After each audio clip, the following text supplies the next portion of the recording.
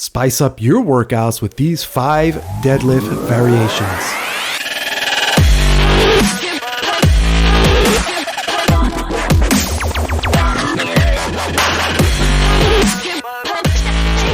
Hey, what's happening? This is Isai Rodriguez, host of the Destination podcast, where I cater to the professional working man, 40 and above, who's looking to make positive changes to his health, lose weight, and become stronger overall through simple lifestyle changes. I'm here to share inspiration, tips, and proven lessons that I've personally learned and lived through in my 40 plus years on this here beautiful blue planet. And listen, your health and fitness goals are easier to achieve than you might think. First and foremost, it's all about getting your mind straight right from the get-go. And so I've got a freebie for you called the 10 Destination Mind Hacks that'll help you whip your mind into shape so that you can turn around and whip your body into shape. If that sounds good to you, then get on over to podcast.destination.com/mindhacks right now to get your freebie today and start using these 10 hacks to exercise consistently and create the real and lasting results that you're truly after and that you absolutely deserve. That's podcast.destination.com/mindhacks. Again, that's podcast.destination.com/mindhacks. Be in the know starting right now. And so with all that being said, let's get right into the show.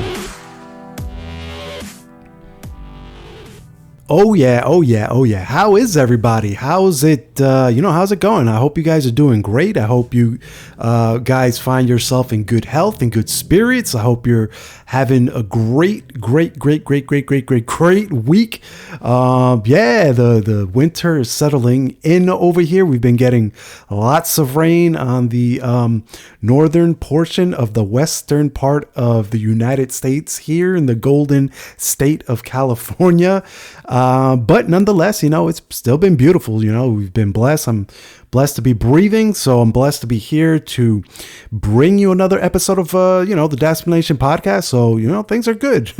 Except, I don't know, have you guys, have you heard about the, what they're now referring to? What are they calling, the Tripledemic? So I guess we've gone past the pandemic part, but now, the CDC's asking people to start masking up again. They're kind of recommending that you mask up for, because of the whole tripledemic, this triple threat that we have of residual COVID and, the flu, and then there's like this weird strain of a cold or something that's been, I guess floating through the air and getting people sick and whatnot. So yeah, I don't know. Have you guys heard about that? What are your feelings about that? Cause it seems like everybody's getting sick and that's like, that's the first recommendation at this point is like,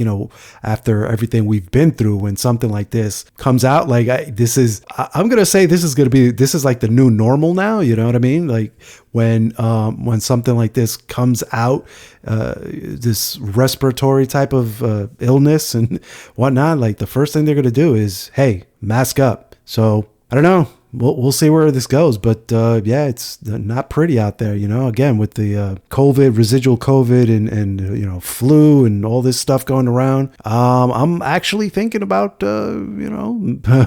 dusting off those masks that I stored over the summer and, pulling them out for the winter and start using them. I don't know. But anyway, that's not what we're talking about here. Again, I hope you guys are doing awesome and hope you guys are blessed. Yeah, let's just get right into it.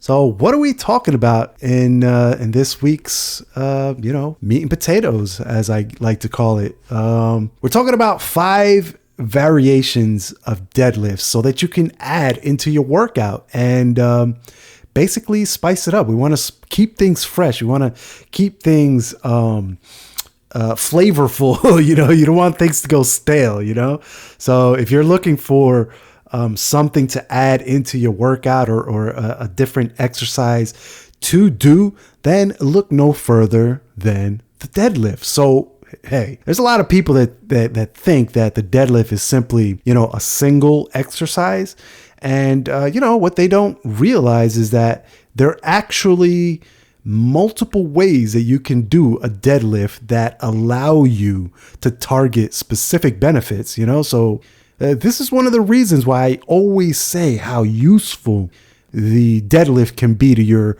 workout goals. There's so many variations that you can literally change up the version of deadlift you're doing every so often, so you can keep your muscles and your body guessing at what's coming next. This helps prevent the age-old problem we all encounter from time to time.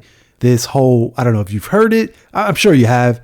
It's called plateauing. So you've probably gone through it yourself, several times in your own fitness journey. And it's when you train hard and, at first the weight comes off like nothing basically. And you're thinking like, man, all I really needed to do was get up and move. You know what I mean? Like, that's how effective your workout might be at first. But, then 1 month goes by, 2 months go by, and, maybe the third month you're seeing a little less progress, and a little less progress the month after that.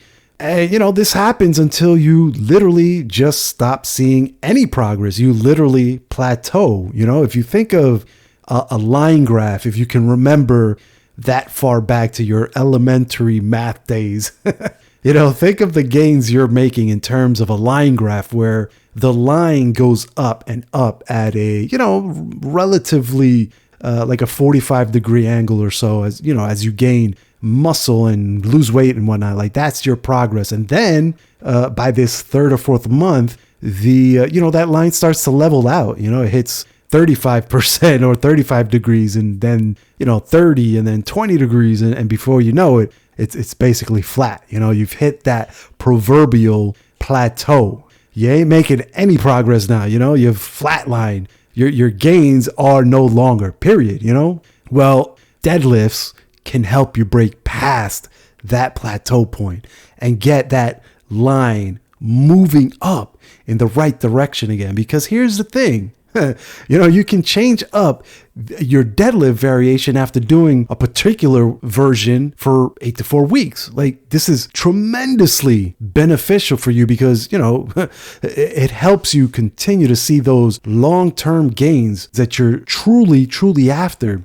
Your body, it doesn't allow your body to get used to just one type of workout. This is the theory behind muscle confusion. You keep your muscles confused and guessing. And when they don't know what to expect, they can't just sit on the couch chilling and getting fat and lazy, So it's just like anything else in life that feels so difficult at first until you do it enough times that it becomes easy. It becomes second nature. And, with deadlifts, it's really, it's no different. It's really easy to add some variation into your workout to keep the muscle confusion high along with your workout gains, So here are, we're going to talk about a few of my personal favorite deadlift variations that you may want to try. And you know what?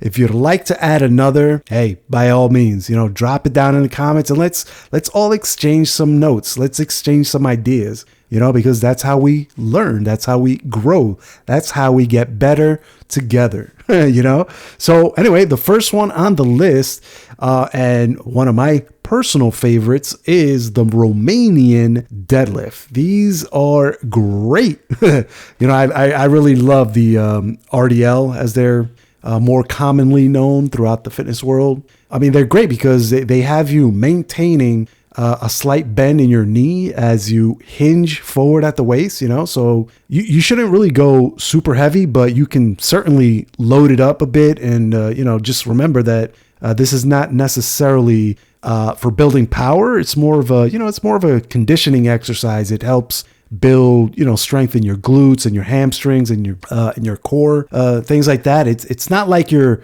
traditional deadlift that kind of hits your quads more than your glutes, and your hammies. And actually, they've used electrical measurements of the actual muscle activation that happens in these areas around your core and your hamstrings, your glutes, your quads, things like that. And they measured the amount of activation, like the amount of stress that your muscle goes through when when you're doing a Romanian deadlift. And what they found out, like this was interesting actually. So what they found was that they compared several exercises And they found that the Romanian deadlift and the barbell hip thrust, the barbell hip thrust, they found like with these two exercises that your body, your I should say your glutes and your hammies in particular, they ended up creating the same type of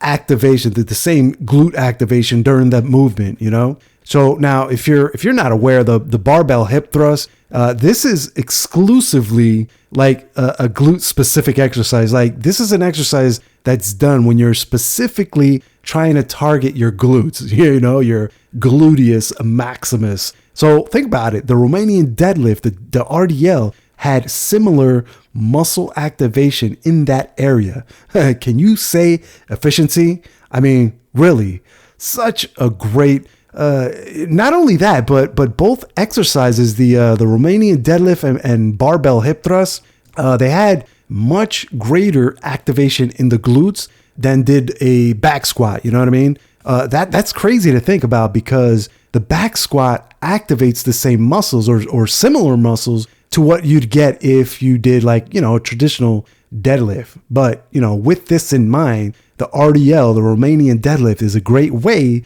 to strengthen both the core and the lower body with one single move. It's, you know, traditionally used to prepare for Olympic weightlifting, one of my favorite types of workouts. And, you know, it can also be used for simply conditioning your body to prepare for that next level, that quote unquote, that next level workout, you know? So again, I love RDLs.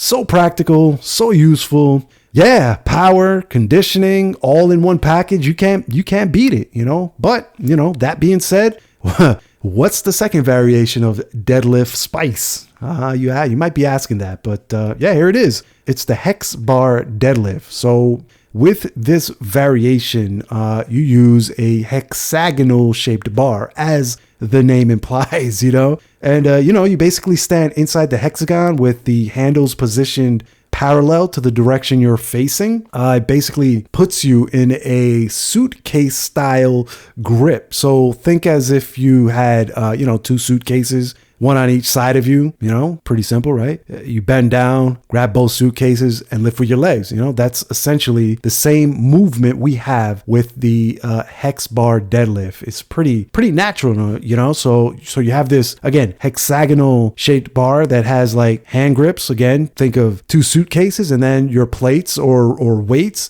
You know, they're added onto standard style sleeves that come out from the sides of this hexagon shaped bar. I like this type of deadlift because, you know, it gives you a more natural hand position and, you know, kind of allows the direction of the weight to be completely in line with the rest of your body, you know, and because of this more natural position, it's been shown, you know, in some research studies that these HexBar deadlifts allow you to lift more total weight. So, you know, if you can lift more weight, you know, then this is potentially leads to greater gains, you know, to larger, obviously in your strength and power, because here's the thing, you know, you're lifting more weight naturally, right? That natural position allows you to hit that beast mode in the gym a lot easier, you know? So if you're picking up more weight, you're doing more reps, then obviously your gains are going to be more, they're going to be higher, you know, they're going to be greater.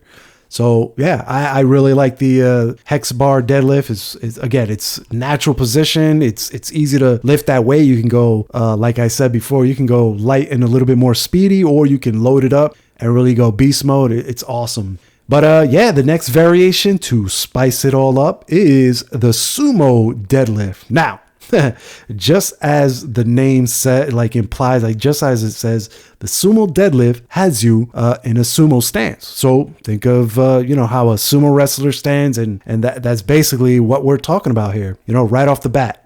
It's a much wider stance. You know, your feet will be turned at 45 degrees or maybe even a little bit more, you know, facing outward. And, you know, this leads to more muscle activation in your inner thigh muscles.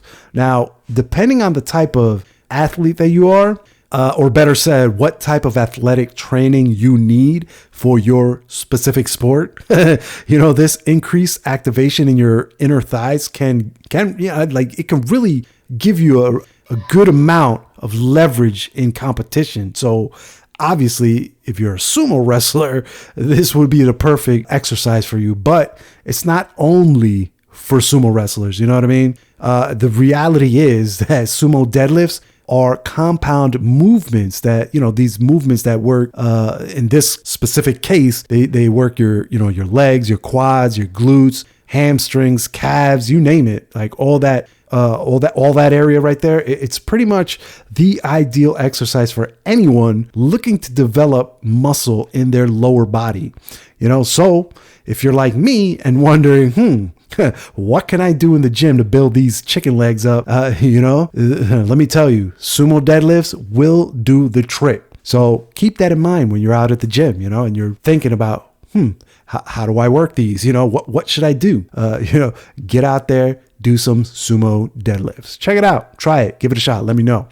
Next on the list is the single leg deadlift. So this is pretty similar to your standard deadlift movement, except for the fact that as you lean forward to lower the weight down, one leg stays straight at the hip, and essentially leaves the floor and extends behind you as you lean forward into that move, into that deadlift move. With the single leg RDL, keeping a straight torso position, like this action of maintaining that straight torso, it requires more activation of the core muscles so that you don't prevent any inward or outward rotation. So this requirement, it basically activates your core a lot better, gives you more stability. It works, you know what I mean? So like if you're using more of these little stabilizer muscles, so you get really good overall workout, not only in your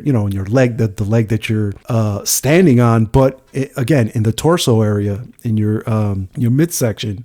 These single leg deadlifts, like they don't allow you to load up as much weight as you normally would with a regular deadlift, and they're generally used as like a like a rehab type of exercise, or warm-ups, or as I've mentioned, to switch up your routine a bit. And even though this is all true, there is some research that shows that single leg deadlifts can reduce muscle damage when it's added more towards the end of your training session. So if you're adding this into your routine, try to add it towards the end, So benefit on top of benefit. They just keep piling up, you know what I mean? And speaking about piling it up or stacking up the benefits, how about the fifth variation here? The fifth deadlift spice, if you will, is the stiff-legged deadlift. So this one's probably the most straightforward deadlift, the most I should say that there is on this list.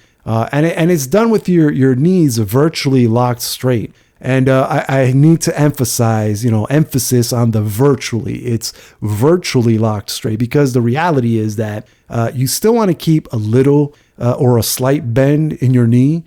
Keep your lower back straight, support your midsection, and hinge and lean forward and lower the weight slowly to the floor. Again, the whole raising and lowering motions comes from the hinging of your waist, or the hinging at your waist, I should say. This style or this version of the deadlift, it places more emphasis on your hamstring muscles compared with other deadlift variations. But even though this is the case, it's still, again, a great exercise to add into your routine or build a routine around it for conditioning, strengthening, etc., And so, there you have it. 5 variations of the deadlift to help you add some spice to your workouts. And like I said, these aren't the only variations that there are. I mean, there's so many others that, in fact, I was actually struggling with this last one. I have it in front of me,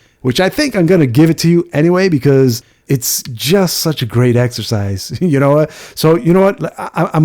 I'm dropping it on you. It's number 6, bonus deadlift number 6. It's kind of like when you're at the gym with your trainer and you think you're done, and he or she says, come on, just one more. I'm going to give you the old chin wag as I say, come on, just one more variation to add to your routine. Why not, right?